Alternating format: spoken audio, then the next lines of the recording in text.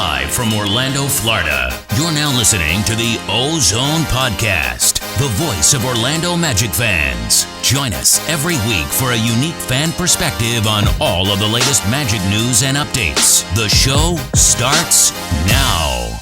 Welcome back to another episode of the OZone Podcast, brought to you by DraftKings and part of the Basketball Podcast Network. We're your hosts, Al, myself, Anthony, and today we have a very special guest joining us, host of Magic Weekly with Jake Chapman and producer for Orlando Magic Radio, Jake Chapman. What's up, man? What's up, guys? How are you? Good, man. For those that aren't familiar and for those that need a refresher, can you explain to us a little bit about what you do on a day-to-day basis and how did you get into doing what you do on a day-to-day basis? Sure. Absolutely. I appreciate it. So I'm from Ohio originally. I graduated in 2006 from Ohio State with a journalism degree, and I got an internship, a seasonal internship as the radio intern with the Magic out of school. And that was pretty much it. It basically changed my career. I did that season, and I stuck around Florida, did radio for 2 years, and then I was offered to interview for and became the radio producer for the Magic. Did that for 5 years, left for 5, went back up north. I worked in Detroit for the Pistons. I went to Cleveland, worked for the Browns, and for 92.3 The Fan. And then I came back, and it's basically been working with Dante Marcatelli, who I know you guys know well, running the radio department. So I produce every radio game broadcast. I produce our daily radio show, Magic Drive Time. I produce all of our podcasts, Pod Squad, and then the one that I do as well. And I host the pre and post game as well. And I also do a whole bunch of the behind the scenes stuff within the radio broadcast. So I'm a radio producer with some host and podcast stuff as well. But that's my day to day is I get to yap about basketball and I get to try to make it sound good. That's not a bad gig at all. Now if you're from Ohio, does that mean you're like a under the radar Cavs fan? Is that the way that works? You know what, Anthony? It's funny like that. I've been asked that question a lot because I was down here. I first became producer the year after the finals run. So it was 09-10 was my first season full time. And so during the finals run, I was, I still knew people in the organization. They were getting me tickets. And I'm going as a Cavs fan for the Eastern Conference Finals. Like, yeah, I love my Magic people, but I'm no longer employed with you guys. And I grew up in Cleveland. Of course, I grew up a Cavs fan and a LeBron fan. And it took about 2 months of getting paid every 2 weeks by the Orlando Magic to make me an Orlando Magic fan. That's all it took. You know what I mean? And people would, my cousin and I are the biggest Browns fans you ever met. And he's one of the biggest Cavs and Indians fans and Guardians now fans you ever met. And he used to crack on me. I'd be like, I probably get a ring if the Magic win a championship. Like, God bless the Cavs, but I'm gonna go ahead and root for the team that I might actually get some jewelry on my finger if we win the championship. It kind of changes perspective a little bit.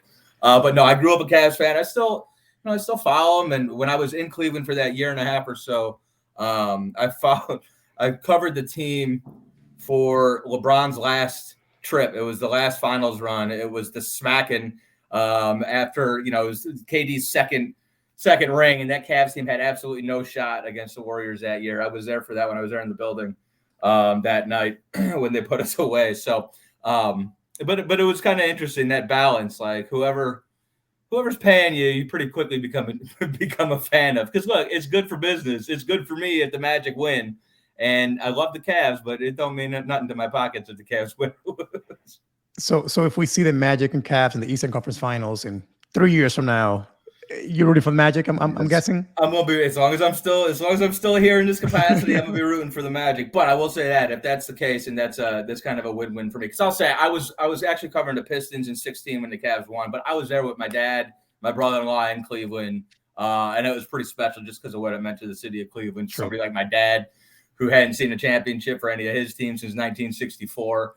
So that was pretty cool in 2016. I just kind of wish I was as fully invested as everybody else was at that point. Yeah, I haven't seen any of my teams win anything since 1988, which coincidentally is also my birth year. So there's that. So you didn't even really see it at that point then. I don't know if that counts, bro. No. But now it's so I've always wondered, is it, besides the paycheck, does it make it a little more challenging? So when you moved to Detroit and you were covering, the Pistons, does it make it that much? Like you had exposure to Orlando here for 5 years, obviously a big Ohio fan, so all the teams in Ohio, but going to Detroit, it seems like it's a little, I guess, a team that's a little far off. Does it make it a little bit harder to I guess, find passion for the team? Because you can have passion for the sport, but for the team, does it make it a little more challenging, paycheck aside? It's an interesting question. I don't think so. I think, and I remember Dante telling me this when I first got down here. When you cover a team, when you're on ground level, day-to-day basis, it goes beyond the names in the front of the jersey, I guess, because all of a sudden you start to, and I'm not even just talking about the players. I'm talking about staff. I'm talking about the people around. I mean, that becomes your everyday. So in the back of your head that it's good. Covering a winning team is good. But then you're also, you become friends with the PR guy, and you're like, oh, it'd be good for Kevin if the Pistons win or whatever. And so I think pretty quickly, like when you work in sports, and I think it's probably easy for me to say now, and I understand why it's kind of hard to understand. It just sort of gets stripped away. Like football, maybe all these years later, football will be different. If I went to work for the Steelers as one of the biggest Browns fans you ever met, like that might be a little bit weird. But with basketball, I pretty quickly just became a fan of basketball. And I think that's part of it too. I think one of the reasons I love working in the NBA is because I love our guys and I love the league. And, we make our missteps, but it's really easy to root for what's best for everybody. And a lot of times that's compelling stories. That's good TV ratings. It's all that stuff. And so you just kind of want to see what's good for everybody. It just sort of strips the fan out of you. And that sounds bad, but it's not a bad thing. You actually do sort of become a member of the media and kind of a journalist about it all. If I ever see you rooting for the Pistons or rooting for the Cavs, I'm going to be like, Jake, what's your W-2 say? What's your W-2? Remind me. I wouldn't worry about that. I wouldn't worry. But it is funny, like, last year I specifically tweeted it. I said, if it wasn't going to be us, I'm happy for all my Pistons people when they got Cade Cunningham, right. Or at least when they won the lottery. Like, no, I want for us first, and especially everybody down here. But there are still some good people up there, and I do pull for them as well. Yeah. Now, Jake, let's talk a little Magic basketball. But before we get into the serious stuff, this past week, RJ Hampton came out with a new tattoo that he tattooed on his leg. He had a tattoo, perfect timing because we're in October, but he got a tattoo of Michael Myers. Do you have any tattoos? I don't. You don't. Would you ever think about getting one, or are you completely against it all around? No, I mean, I've thought about it before. I just kind of feel like that ship has sailed. I'm 37 years old, bro. I don't know about all that, but I have given consideration. I used to want a big biohazard sign on my arm when I was like 16, and then I saw it's not too late. One or two other people get that, and I was like, I need something original. No, I don't know. I haven't, but I definitely wouldn't get. I don't think I would get something like RJ has got ink, man. Like he could pull it off. I don't know if I could. Definitely. Now, my question to you, let's say you lost a bet. So now you're 37 years old. Now you got to get a tattoo. You lost a bet. You got to get a tattoo. What would be one horror character that you would get tattooed on you, that you would wear with a badge of honor? Ooh, that's a good one. Cause I'm not a big horror movie guy. I'm not a big movie guy, period. Wow. I think probably Jason. Like Jason would be kind of cool with the hockey mask. I think that's a pretty simple, universal horror reference that I think I could pull off. Probably not Jason. Freddie. I mean, Freddie. There's a lot of detail in Freddie's face. You know what I mean? Yeah, and with the detail, it's easy to mess up. Imagine getting a tattoo of Freddy Krueger anywhere on your body, and the detail is just off, completely. Yeah, exactly. Like the fingers are all like who is discombobulated and crooked. Al, what about you? What would you get? So I'm like Jake, man. I don't really watch horror movies that much, and I have no tattoos right now, so that's a tough one. I think I would pass overall. I think I would just get one. It's not that I'm against tattoos, but I just don't have like a character that I would be proudly wearing in my body for the rest of my life. That's a good choice, Al. Don't get any tattoos. Don't be like me. I would get Chucky. Chucky would be the one that I was thinking Chucky. I would get Chucky. But that would suggest, and look, like I got in trouble when I was a kid, but you get Chucky and you're basically saying like, I'm the problem child. Like that is like, I'm an issue. And I don't know if I want to be projected all of that necessarily, but I guess getting Jason's probably the same thing. Like, I don't know. I like, no matter what, I think you're probably making a suggestion. But that's the cool thing about Jason, because Jason to me was always like that one character that one never dies, and two, he's like the biggest dude, and somehow he's able to get from point A to point B with like a blink of eye. So it's amazing. Good point. That's a good point. Yeah, definitely. Now, obviously, everyone's really excited about this NBA season. And part of the reason is because of this year's NBA draft, where we were so fortunate enough to really get a player that we didn't think was anywhere near coming to Orlando in Jalen Suggs. When you think back at your personal reaction and how that impacted the city, how it impacted the team, what would you say was your initial reaction to that moment? Oh man, I mean, that was wild. We were on the air. We were doing a live stream in a radio show. It was me and Dante and Jeff Turner and Brandon Kravitz, and the arena was lit. It was like a very, very cool reaction. Something that there was almost like, because of the pandemic, and it was one of the first times they had that many people even in there. It was almost like therapeutic. Like it was like a release of energy that I think we'd all been pent up for like over a year. And I was just, I went in thinking that there was a possibility, because it was basically, does Toronto like Scotty Barnes? And from everything that I'd heard, it was on the table. It was possible. You assume that it wasn't going to happen, but it seemed possible. So I was just stoked, because we needed a guy like Jalen. Like, Scotty Barnes might be a great player. He might end up having a Hall of Fame career. But I think Jalen, and I think you guys can speak to this, like, checked a lot of boxes that not a lot of guys in the draft necessarily did, even guys who were selected above him, just as far as star potential and familiarity. I mean, it's a small market down here, and we kickstarted a rebuild, less than a year ago, and we got guys that people weren't familiar with, unless they're people like the three of us. We're excited about RJ. We're excited about Wendell. But, your average fan needs to become more familiar. Your average fan was familiar with Evan and with Vooch and with Aaron.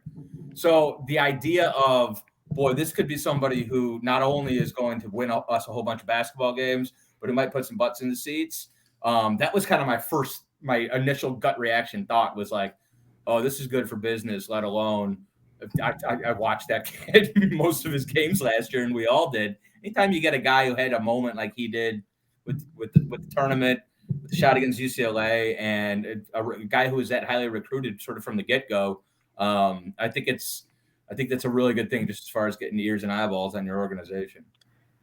Yeah, I mean, for me personally, I can appreciate. I was watching the stream. Actually, I watched the video after when you guys posted it, and so it was how genuine your reaction was. All of you guys, from Jeff Turner, Dante, you guys were literally like how we were being. We were in the arena that night, and we all reacted the same way you guys did.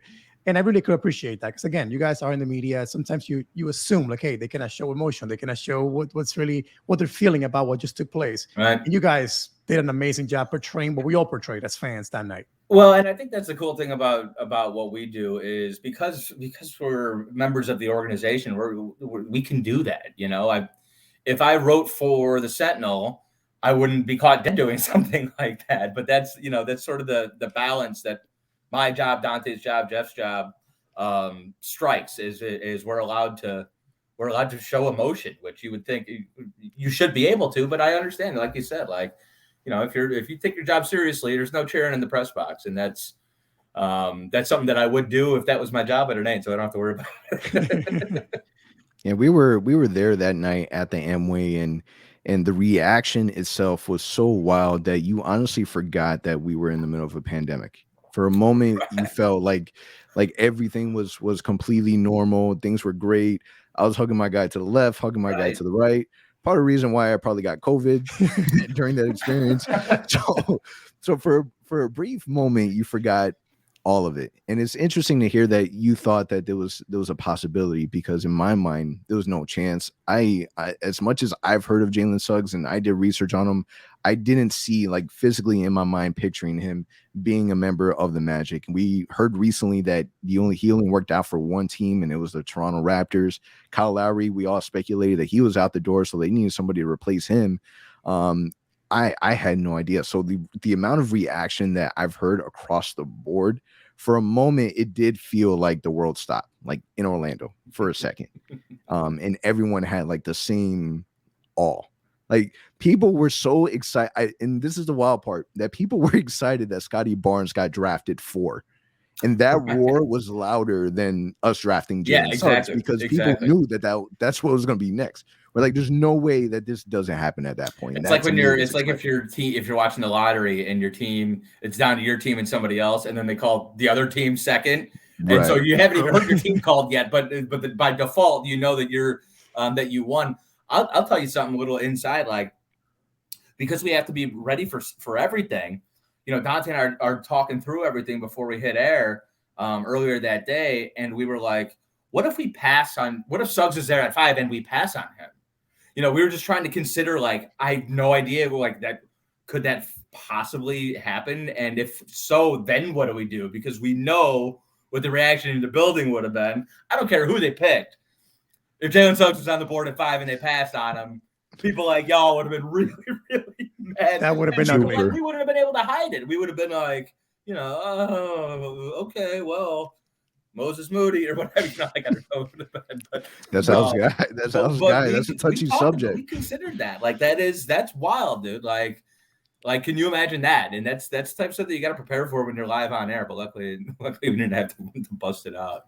But it's funny you mentioned that, because with the 8th pick, I think that kind of happened a little bit when Franz Wagner was announced, not only with the fans, but you guys. I think the NT was like, okay, like you gotta kind of have to come to terms with the decision. And you know what? I think that's a fair point too. And I think, and this is what I think sort of makes sense. I think when you get Jalen at 5, you're more comfortable taking Franz at 8, right? I think because we know Franz, like, I think probably some of that reaction was, you know, like, there's not flashy highlights and stuff like that. But because you got Jalen at 5, now you're able to take a guy at 8 who I think is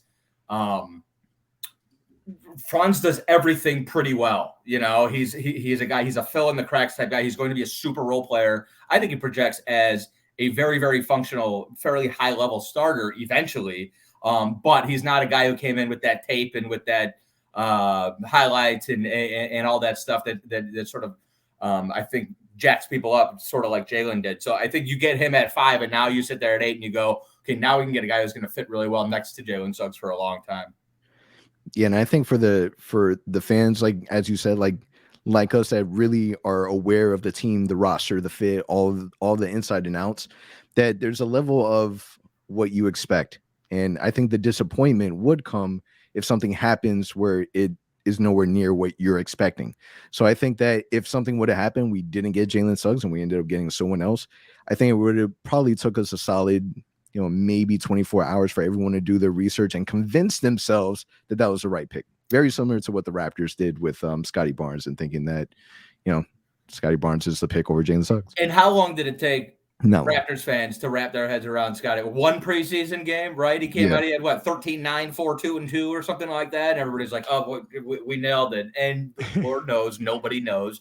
Nobody will know at the beginning of the regular season, at the end of the regular season. We won't know on these guys until 4 or 5 years at least down the road, because they're freaking 19 years old when they get there. And the other part is that people don't consider is, like, surroundings matter. I mean, some of these guys are going to flame out with their first team, and they're going to hit on their second or third team. It's just, you know, everybody grows at a different pace. Yeah, I mean, Yahoo Sports Canada literally came out with a form, like an imaginary form of Scotty Barnes' apology form after his first preseason game. That's how intense it was in Toronto. Yes.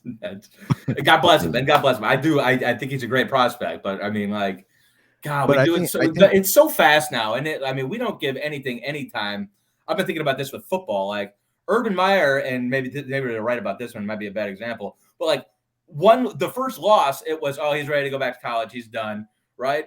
Baker Mayfield has one bad game for my Browns, and we're ready to run him out of town. Oh, we can't win the Super Bowl with him. Like, we're doing it like this these days. Like, let it breathe, people. Come on now. That's the social media era, right? Everything is immediate to the second. But very similar. You know, last season we didn't have a summer league. Our rookies last season got thrown into the league very, very fast. And then this season we did have a summer league, and we had a player like Cole Anthony that, you know, wasn't playing to what people were expecting him to play. And there was a lot of doubters already saying Cole Anthony isn't the same. Cole Anthony's not as good as we want him to be. And then we now see a couple preseason games in, and it's a little different perspective. So just want to get your thoughts on that. So we're two preseason games in. What are your thoughts on this new look Magic? There's a lot of new faces, a lot of new cohesion. What are your thoughts on what you're seeing so far?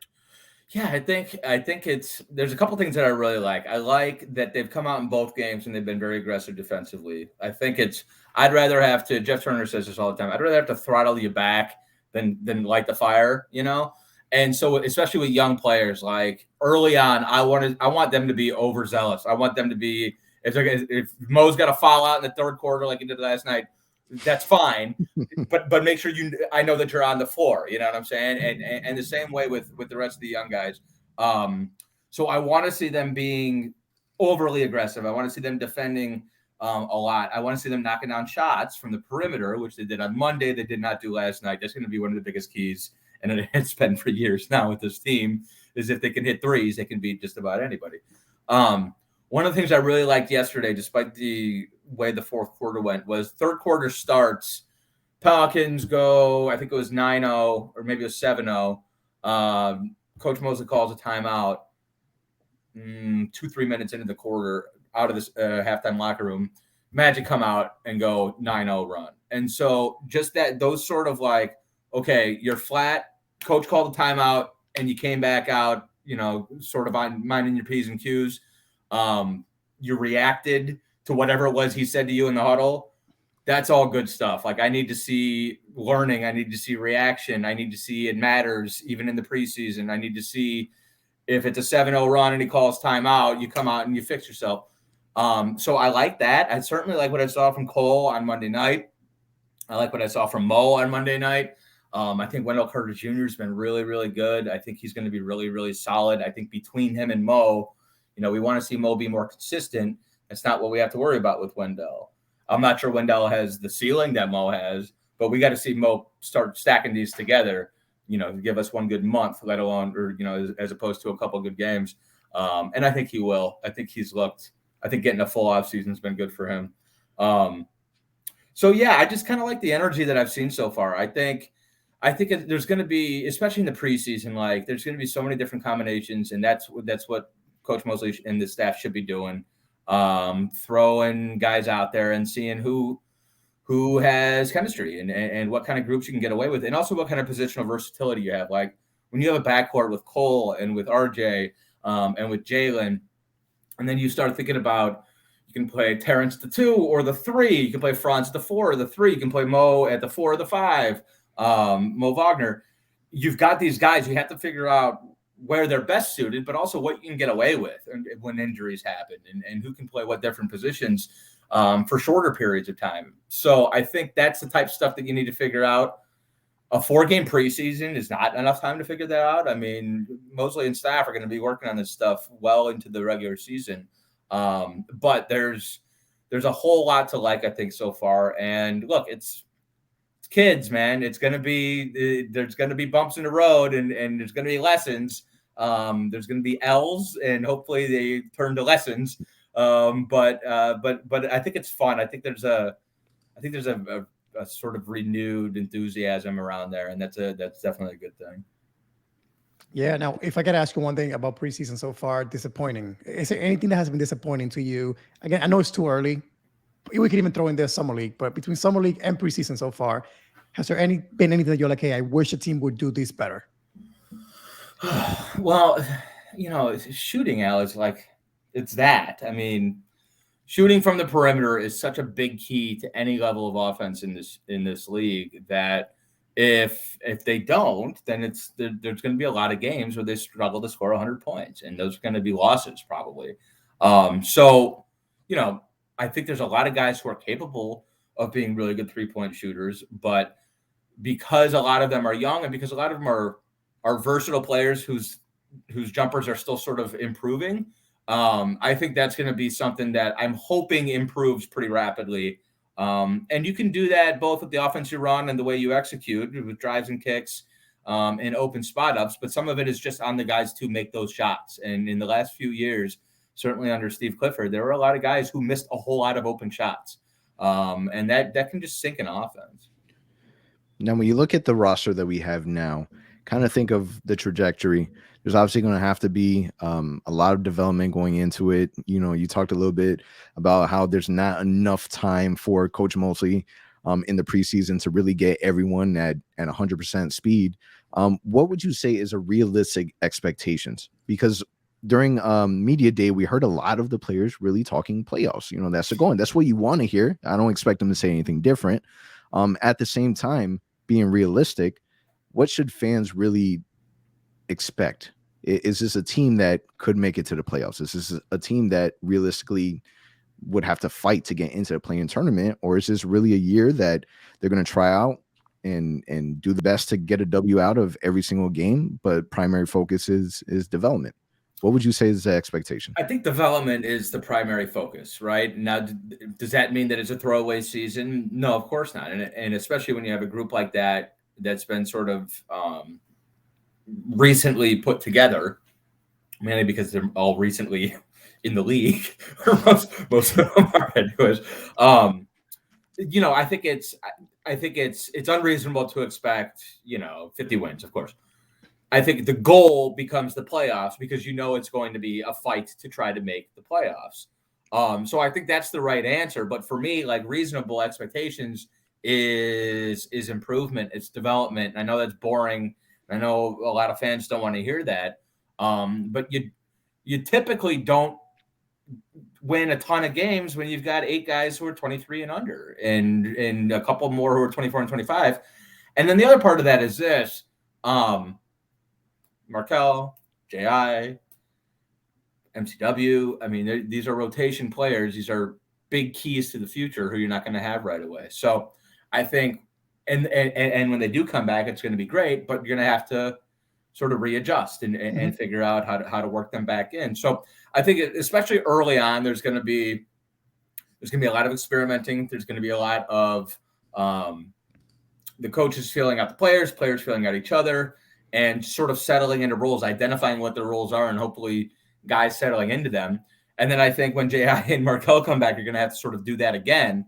But hopefully you have a sense of what this group can look like, what this group needs as you approach the All-Star break, and then you go from there. Because I do think there's still a possibility that some of the veterans move on. I mean, some of those guys are going to look really good to other teams. And if you're sitting there and, you kind of have next year or the year after circled as like, that's really when we're going to make our push, then I think there is a possibility that some of the veterans will hit the trade market. And I don't think that's a terrible idea either.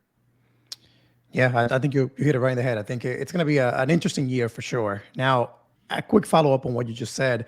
ESPN projected the Magic to be the worst team in the East this upcoming season. Vegas odds have the Magic winning approximately over and under 22 games.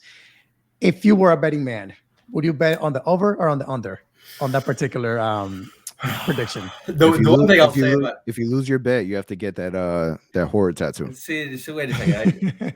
Like, you can't give me the terms after Jason on the forum. I'll tell you what, I'll get a Wu-Tang tattoo if I lose. There you go. That's what I always told myself. If I got a tattoo, I'd get the Wu back. The one thing I know about Vegas is they set those numbers because they're always almost exactly right. So I'll say over because I'm a hopeless optimistic. I will say this. I think it's a safe bet that it'll be a much better team at the end of the year than at the beginning of the year. Mm-hmm. And I don't know if you can say that for teams necessarily across the league. I have no idea if the 76ers, for instance, will be a much better team at the end of the year than the beginning of the year. The Lakers. I mean, a lot of these teams that have locker room issues like Philly, or they have a whole bunch of geriatric dudes like the Lakers, and might have to worry about injuries. And then some of these other teams that are kind of on the brink, right? Like, the one thing that I loved about what we did last year, because I know how hard it was to trade Vooch and AG and Evan away, but now it feels like we have a direction. And yes, we took steps back, but I know what direction we're headed. And for the last 2 seasons, in my opinion, it was like we were just hoping to be 6, 7, 8, and I don't like that. Like, go for the gusto. Like, I realize it's tough, and you had to tear it down, and you can't. can't play draft picks and you can't play draft considerations and salary cap space. You can't sell there's no salary cap space jersey that you can sell at the team shop. But I think finally we know where we're headed, and I think it takes balls to make that decision. You know, Jeff and John had to look themselves in the mirror and say, how far can this group get? Are we one player away, or is that not even going to do it? And that can be really difficult, but I think we're in a better place than we were a year ago for sure.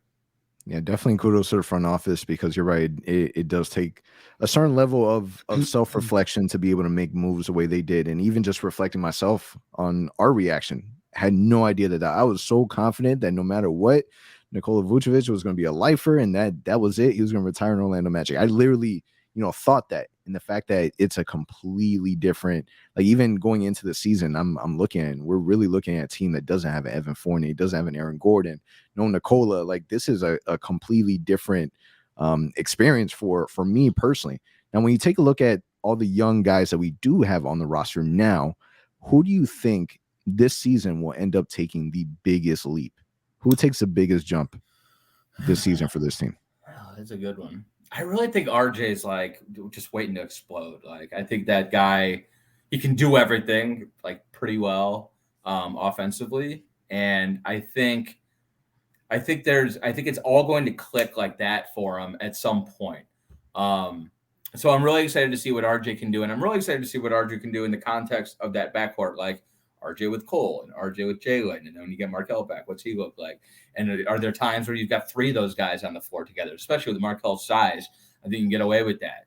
You better have multiple playmakers and creators on the floor in today's NBA. And so,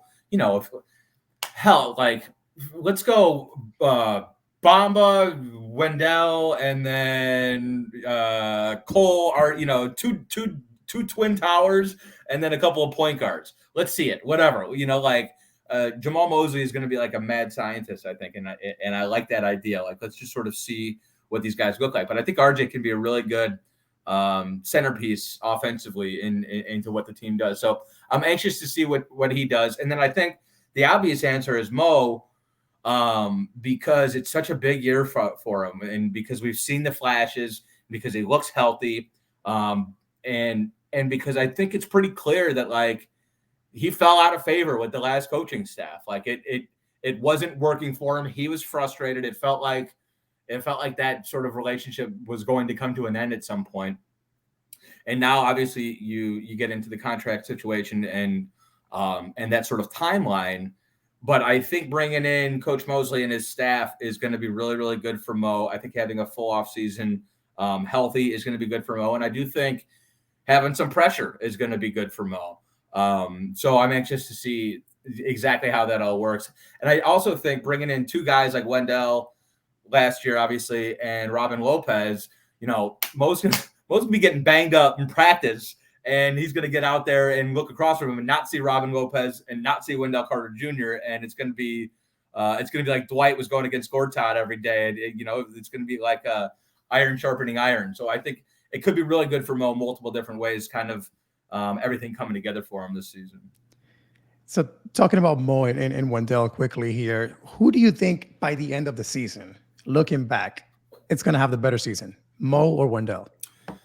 It's tough, man, because with Mo, they do different things well. And with Mo, it's a matter of that consistency that I was talking about. So if Mo can play somehow like he did on Monday in Boston consistently, then he's going to be a really, really good player, right? Like, there's not a lot of guys who can block 4 shots and knock down 4 triples in 12 to 15 minutes.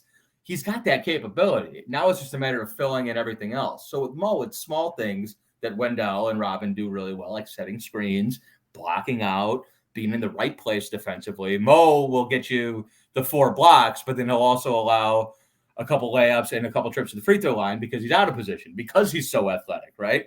So with Mo, it's all about kind of fundamentals and building that baseline. Whereas with Wendell, he's not capable of some of the things that there's not many humans capable of some of the things that Mo Bamba are capable of. But Wendell's so much more consistent and so much more solid. So I think the easy money or the best bet would be on Wendell to have a better season, because I think we've already seen that level of consistency. But the tantalizing part is if Mo can sort of put it together, then we could be talking about like a, to the moon type of trajectory. So, I think it would be reasonable to say Wendell, but I'm excited to see if Mo can string it together, because if he does, it's gonna be scary. Yeah, I think you already see the immediate change in Mo. You see that everyone's always talking about motor this, motor that, and I personally feel like I see that immediately. My biggest question is, can that extend throughout the whole entire season? Is this right now in the beginning when things are great, when we're in the honeymoon stage with Coach Mose and his staff, but how does that look 30, 40, 50 games from now? And something else, let me say about Mo real fast, is because this struck me when I first got here. Anytime I've talked to him, the kid's like, he's really, really smart. Like he's very thoughtful. And sometimes I think that, especially with big men in the NBA, it's harder for the smart ones. and basically, I think it's because of confidence. I think smart people get in their own head a lot. And I think with Clifford's staff, at some point, that relationship sort of dissolved. And I don't know if it was Cliff specifically, or if it was just sort of just kind of the circumstances. Like Mo was just frustrated from being injured, from being in and out of the lineup, X, Y, and Z. And so I think if Mo starts going, if he gets a week or two where he's playing very consistently and he knows he's going to be playing 12, 15 minutes every night or whatever, and he's able to sort of build confidence mentally, I think that'll go a long way. And with young players, sometimes that's all it takes is somebody kind of lighting a fire under you and somebody believing in you, as corny as that sounds. And so hopefully you get there with Mo. I think team chemistry is a big part of that too, because if you have an individual that lost that sense of confidence, I mean, he has players, and we've seen it, and we're not in the inside, so it's not like we can see details, but we see how much Cole Anthony's always trying to pick his head up. Terrence Ross, you have these players are always really in his ear. Yeah, always in his ear, trying to keep him up, keep him motivated, keep him going. And I think that is so important, because we haven't seen the best of Mo Bamba, and I think that's the part that is scary in the sense of what his potential could be, because he knows that we haven't seen the best of Mo Bamba. There was a lot of in the beginning when he first got drafted, those comparisons to Kevin Garnett, how he was supposed to be his mentor. They had the marketing for it, this and that, and then we were kind of expecting that, and we didn't see it right away. So I'm excited, because I think that the pressure that you said with Wendell and him having to face him every single day, and they're both just as hungry. Like, in my opinion, there was no chance that Mo was going to take anything away from Nikola, but he has a chance to be able to kind of take that seat from Wendell and vice versa. So I'm a big fan of both, and I think that that's a really, really good problem to have. 100%. Like, and that's the thing is, like, we always get so caught up with who's starting and who gets the starting spot, who's getting the starting minutes. On this team, you're going to have 10 guys who are playing almost interchangeably, I think. I mean, I get the sense that Coach Mosley, especially if the first two preseason games are any indication, he's going to roll with the hot hand, and he's going to figure out, playing groups, and he's just going to go based on that, on matchups, on a night-to-night. I don't think it's going to be he's the anointed starting center, especially with two guys like that who are still so young and still have a lot to prove. Yeah. Now, go ahead. I was simply going to follow up on that and tell you. So, starting lineup, all Magic fans on Twitter, social media, they're all kind of just wondering, what is that going to look like when we're fully healthy? We've had a lot of debate on social media about this. What do you think personally? You add Markel healthy, hopefully soon, JI as well. What does that starting lineup look like? Again, it might change here and there, but at least that day one, when they're both healthy, what does that look like for you? I have no idea, dude. I really don't. I mean, there's so many different combinations, right? And so Terrence Ross, for instance, he is a 6-man on a really good team, right? I think that's sort of how he profiles, and I think that's what he became comfortable doing. But can you afford to bring him off the bench? Do you want him on the floor with your starters, so that your starters, especially the young ones, are sort of more settled down at the beginning of the games going against other starters, that's just T. Ross. Cole Anthony, I think on a really good team is a 6-man, come off the bench, get rolling type guy. Cole Anthony starts. I don't think anybody's going to have a problem with that. I mean, Cole Anthony, that's not to say that Cole Anthony is not good enough to be a starter in this league. It's just, different roles fit different guys. And Cole and T. Ross both are guys who can come in the game and shoot you back into it, or extend a lead. I mean, they're heat up scorer type guys. With that said, I would say, I think Markelle and J.I. have earned, or at least when they come back, if they're healthy, will probably be in the starting lineup. So let's call them the 1 and the 4. Let's put Wendell at the 5. Let's say for now, Terrence starts at the 3, and then we'll go, who am I missing? The 2. Jalen? Yeah, Suggs, yeah. That makes sense.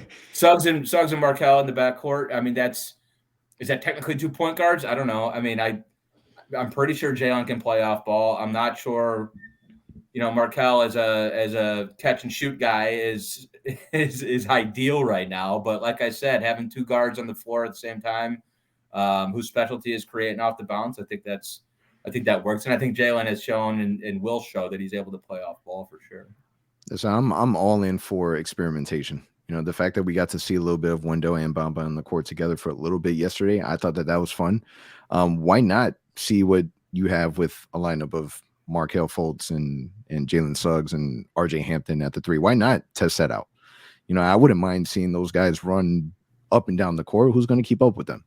I think that the more experiments that he has, the more that he's able to, Coach Most is able to see, what he's able to use. And I like what you said earlier about, seeing what he can get away with, because you have so many players on this roster that they can play multiple positions. I mean, everyone's talking about positionless basketball. Coach Most is talking about, just being able to understand what you are and aren't able to do. And I think that you have the roster that is able to do that. Now, Jake, what would you say would be what would be your biggest or most bold prediction about this team this season?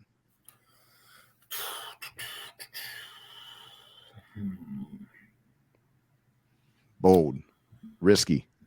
I think they're going to be a team that has 3 or 4 banner wins, goes into Brooklyn and beats the healthy Nets, goes into LA. They're going to be a team that by the end of the year you go, okay, that's the future. We're going to have a couple moments, I think, by the end of the year. And I'm not just talking about Cole hitting a shot against Minnesota. I'm talking about wins that nobody thought Jalen Suggs could go in there and put 40 or whatever. I think there's going to be a couple moments. I think by the end of the year, people are going to say, okay, those guys are coming. And it usually takes a couple games that nobody thinks you have a chance at, where you lead SportsCenter. And so, yeah, I think there's just going to be a few games, a few moments that we look back on and we say, okay, this is the beginning of something kind of special. Yeah, I agree. I look forward to those stepping stone games. One of those that stand out to me is that the game in LA when it was Markelle Fultz and we had Wesley Iwundu, and it was a really tall order, and we went in there and we really smacked the Lakers around, and that was really, really fun to watch. So I consider that a really bold prediction. I don't know if it is, because here's the thing, I was trying to go through and do an individual one, but I just don't know what to expect from so many guys, right? Markelle most improved or whatever. There's just so many different question marks as far as injuries go, and as far as personnel goes, period. What's the starting lineup in the rotation going to look like in January? I have no clue, just because it's like a ball of clay right now. So yeah, I don't know if anybody's going to make a surprise, all-star run or a run at 6-man like Terrence was sort of on his way to doing last year until the thing fell apart. So yeah, I can't do individuals. But I think at some point we're going to be a team that people don't want to play. Put it that way. Yeah, but just even the thought of, this team going into Brooklyn, beating, a fully rostered Nets, because we've heard, it reminds me of the Tony Allen interview that he had, a couple of years ago, where he was talking about the Orlando Magic and how, the teams wouldn't take us serious. They would go out and have dinner and have a couple of drinks, and who do we play today? Oh, the Magic. Not a big deal. It's going to be an easy day.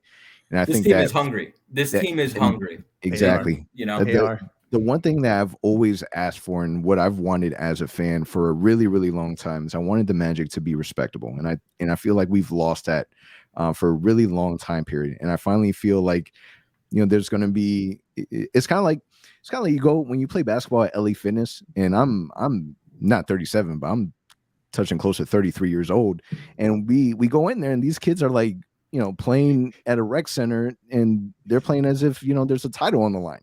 Like I expect our young guys to be like that, to the point that they're taking it like way more serious than they should be, kind of I know it's professional basketball, so that's not really the way that works, but that's kind of like my mindset of what I'm expecting. But to me, Anthony, I think you're right on, and this is what you get, right? Like when you have a team like I had the last couple of years, and you have veterans, you sort of know, okay, if you're a championship contender, we're just cruising through the regular season, we're just trying to get to the playoffs. That's when it actually matters.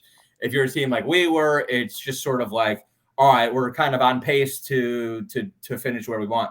With this group of guys, when you got a bunch of young cats, they're fighting against each other, right? Everybody's out there trying to make that extension. Every game is an opportunity to put some money in your pocket when you're in your first couple of years in the league. And then the other part is like, none of these guys have any respect right now, right? Like, so they're going to be sitting there looking around like, we got to go out and we got to earn it and we got to take it. And the only way to do that is to show up every night and play each game like it's your playoff game. And come January, if the team's 15 games below 500, you better figure out a way to get amped, and it ain't going to be the finals. So when you go to Brooklyn, that's your finals. Like that's that when you're going to be on TNT or whatever, and we won't have many of those. But when Harden's across from you, that's the way to get on ESPN or whatever. You know what I mean? Yeah, that's going to be exciting, because even RJ Hampton was having a conversation. I don't remember who it was with. I think it might have been Jalen Suggs, but them just having the conversation about how they know that this season there's going to be fans in the stands, and in Orlando, unfortunately, there's we're one of those places where the opposing team they travel, they end up coming out of the woodworks. You got the Golden State fans that kind of fill out the arena, Heat, the Knicks, Brooklyn, Lakers, all of them, but they're excited for that challenge, and they want to be able to kind of win people over. And I think that this season people are, at the very least, are going to see that, and this seems a little different. Orlando is definitely a lot different than what people are used to seeing or expecting to see. Let's build it. Let's build it from the ground up.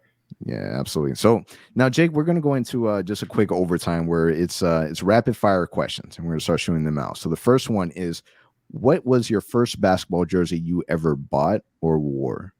First one. Sean Kemp. White. Who is it? Sean Kemp, White Sonics. That's a good one. Yeah. I like it. It was the old one too. It was the old one with the yellow and green stripe before they turned to the good stuff. So that means we need to get you an updated Orlando Magic Sean Kemp. I'll take it. We had him on Magic Drive Time a couple years ago. I just literally got him on the phone for Dante, and I was like shaking. I was so excited to talk to Sean Kemp. Oh man! Now next one: favorite current Magic player and favorite all-time Magic player. This is the questions about the current guys. It's hard. Hey, are you allowed to say that? No, it's fine. Cole is like so easy to talk to. He's so fun. He's just, for a guy who does what I do, having Cole Anthony around. But I will say this: anytime I talk to Mo, I love talking to Mo because, like I said, like he's a smart ass. Like he is, like Mo busts chops just about better than anybody. And actually, my two favorite players. Okay, I just named everybody in the team. My two favorite players, the way they play the game, are Mo Wagner and Michael Carter-Williams, because my favorite players all the time are the bust your ass players. Get on the floor. Like I was a screen setter. I would play 8 minutes in JV and I would foul out. And I was, throwing bows and stuff. So I love Mo Wagner. I love what he brings. And And when I first got back, I was like, man, I didn't know MCW was a lunch pail guy now. I mean, that guy works his butt off. So I like the way he plays. And then all time, I'll give you two. Probably my fourth or fifth jersey that I wore all the time was Penny, and Penny's probably my I'm probably a bigger fan of Penny when I'm 12 years old than I've ever been of any player ever. Like, I was obsessed with Penny Hardaway back in the day, and that was in Cleveland. And then my favorite player from all the years here was Keon Dooling, because he was the best soundbite. It was when I was the radio producer, radio intern, or whatever, shoving a microphone in everybody's face, trying to get quotes for Scott Inez's pregame show. And Keon always stopped and always looked me in the eye and always gave me a good answer. So Keon Dooling. That's awesome. Now, the battle of the jerseys, pinstripes, Heart and Hustle stars, what would you say is the best looking Orlando Magic jersey that we've ever had in collection? I'm talking about adding the really ugly gray sleeves that we did with Adidas. I'm talking about all the city edition, space, orange. What is your all-time favorite? My favorite, I have a very specific answer, were the pinstripe throwbacks from the McGrady era, right? So there were the blue ones and the black ones, and then it was Orlando instead of Magic.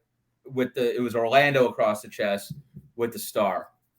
Find the McGrady pinstripe throwbacks. So it was basically 2003 or 4 or something like that. And then, but the jerseys were from the 90s era. So pinstripes, but with Orlando across the front. That's why I think that no matter what decision we ever end up doing, changing, like if there's one thing that has to be Orlando Magic, it has to be the pinstripes. Like you can't, like the Tracy McGrady era jerseys that they had where it was or not like towards the end, but it was like Dwight Howard's first season where it was just like the white jersey and it had a little star right here on the collar neck, and that was like pretty much it was like a white and blue. It was just plain. Never want to see those again. They have to include whatever we decide needs to have pinstripes. Yeah, put that on the record. I'm gonna bring it back real quick to players again. Favorite current NBA player to watch? Ooh, to watch. I really love watching Steph. I got to say that he's just so fun.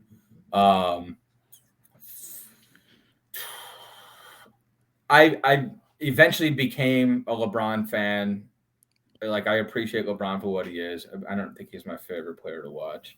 God, I'm gonna say Steph and Durant, and I know those are boring answers, but when they get going, like when Steph gets going, it's so fun. And Durant, I think, is the best pure scorer to ever walk planet Earth. You had me on a roller coaster there because I'm a huge Steph Curry fan, but then I dislike LeBron a ton. So you went Curry, but then LeBron, but then Curry. So we're good now, Jake. I think LeBron is actually somehow still underrated. Like, I think LeBron is about as good as Mike. You don't have to say it one way or the other. But I think we all have reasons to hate LeBron, but he's so freaking good that I think we all should just probably step back and appreciate how great he's been. And the fact that the only thing he's done wrong is bounce team to team and try to stack the deck. And it's hard to blame him. I was mad when he left Cleveland the first time. I know Miami fans were mad when he left. People were mad in Cleveland when he left the second time. But this man has been under the microscope since he was 15 years old, and he has barely misstepped the entire way. And that is so hard to do. I think we should appreciate it a little more. There's still more time. No, I'm just kidding. Last question, Jake.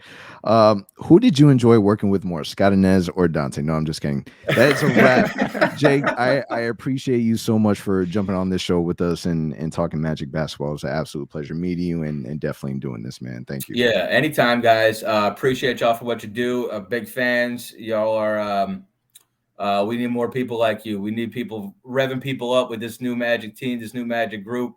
It's going to be from the ground up. Get on the bandwagon now. But thanks for having me on. We'll do it again sometime, right? Yeah, for sure. All right. That's a wrap. Till next time. Thank you for listening to the OZone Podcast. the voice of Magic fans. Follow us on Twitter and Instagram at the OZone Pod. And remember to subscribe and leave a 5-star review on all your favorite podcast listening platforms.